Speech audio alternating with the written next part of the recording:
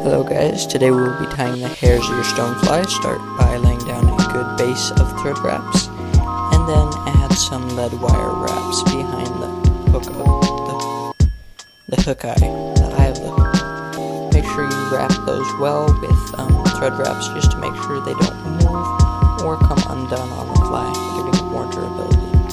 Next, tie in your rubber legs for the tail.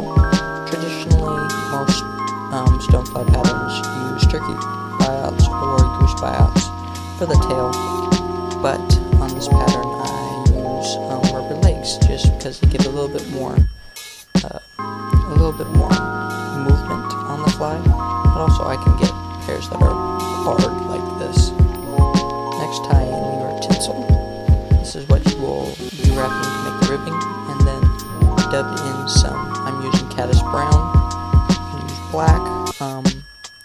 Colors for golden stones range from a light olive to a yellow Sally.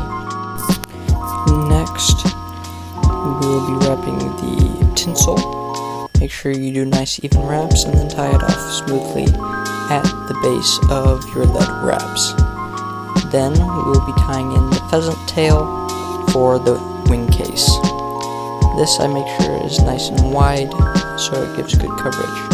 Next, I tie in a darker color of hare's ear, so as I did chocolate brown caddis, I now am using black dubbing, and then I tie in a pair of legs at the back, clip off the excess, add some more dubbing, and then a pair in the front, which I leave the tag ends as the antenna on both sides.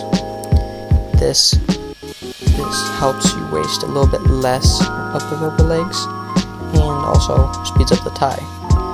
Make sure those are tied in nice and good. Get them positioned, and then with some tight wraps, hold them together. Then pull your wing case forward, tie it off, whip finish it, and then clip it to the size you want. Lastly, trim the rubber legs down to size, with the antenna being shorter than the tail, and the legs being about the same length as the tail.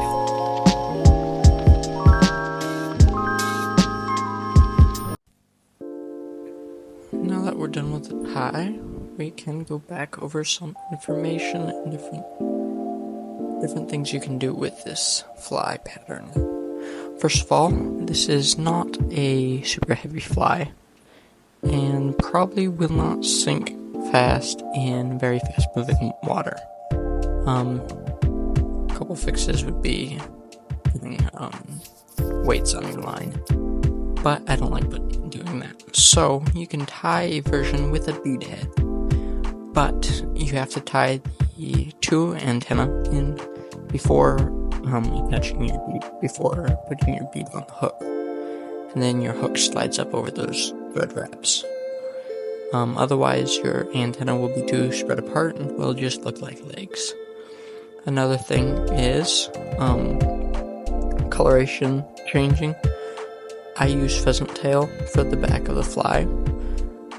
Peacock curl also works quite well, especially if you're going for a more olive or gold stone color. Peacock curl makes a better wing case. Other thing is you can use in clear water, switch up the flash tinsel for a thicker copper wire or even silver wire, and that will just make it a little bit more less showy, and it helps with pickier fish in clear water.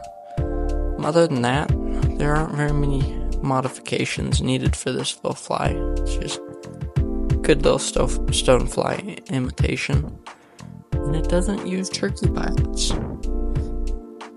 I haven't seen very many stonefly patterns without turkey buyouts. So, if you don't have turkey buyouts, and you don't fish stoneflies a lot, and you don't want to go buy a whole bag of turkey buyouts, simple fix, rubber legs, works great.